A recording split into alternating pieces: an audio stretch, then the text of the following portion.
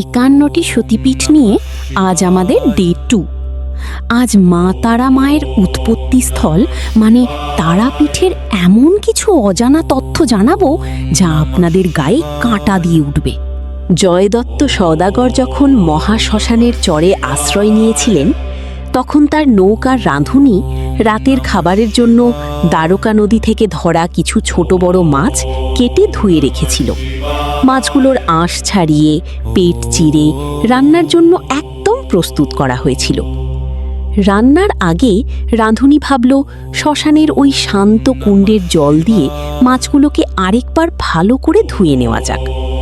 যেই না সে কেটে রাখা মরা মাছগুলো সেই কুণ্ডের জলে ডোবালো, অমনি ঘটল এক অবিশ্বাস্য কাণ্ড।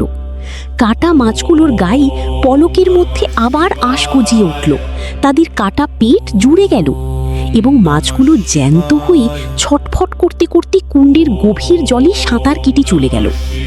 এই দৃশ্য দেখে রাঁধুনি চিৎকার করে অজ্ঞান হয়ে যায়। পরে জয়দত্ত সওদাগর স্বয়ং এই অলৌকিক ঘটনা প্রত্যক্ষ করেন।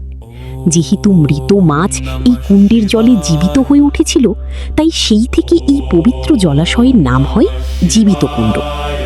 তারাপীঠের নাম নিলেই যার কথা সবার আগে মনে আসে তিনি হলেন মহাসাধক বামাক্ষেপা। বামাক্ষেপার জীবনেও জীবিত কুণ্ডের এক গভীর ভূমিকা ছিল। মা তারার পরম ভক্ত বামাক্ষেপা এই কুণ্ডের জলকে মায়ের চরণামৃত বা মহাপ্রসাদ মনে করতেন। কথিত আছে, দূর দূরান্ত থেকে যখন কোনো মুমূর্ষু রোগী, কুষ্ঠরোগী বা দুরারোগ্য ব্যাধিতে আক্রান্ত মানুষ তারাপীঠের শ্মশানে আসত, তখন বামাক্ষেপা কোনো ওষুধ দিতেন না।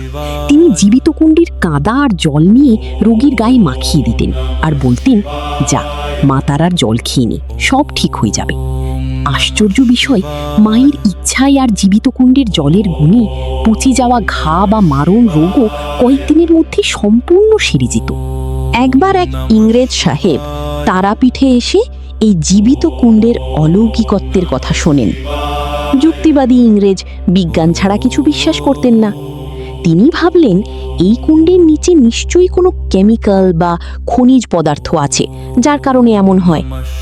কুণ্ডের গভীরতা মাপার জন্য তিনি বেশ কয়েকজন ডুবুরি নামালেন এবং দীর্ঘ দড়ি পাঠালেন। কিন্তু আশ্চর্যের বিষয়, ডুবুরিরা অনেক নিচে গিয়েও এর তল খুঁজে পাননি। বরং তারা দাবি করেছিলেন নিচের দিকে এক তীব্র জলের স্রোত বইছে যা মানুষকে টেনে নিয়ে যায়। ইংরেজ সাহেবও শেষ পর্যন্ত প্রকৃতির এই রহস্যের কাছে মাথা নত করতে বাধ্য হন।